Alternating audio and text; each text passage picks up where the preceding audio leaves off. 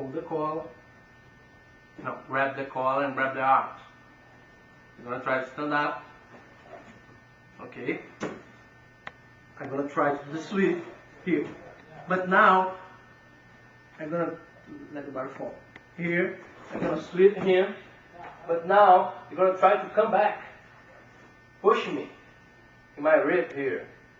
What I have to do now? It's hard to go to the mount. I'm gonna let him come straight all my body here, like this, and go to the armbar. Let's do it again, very slowly.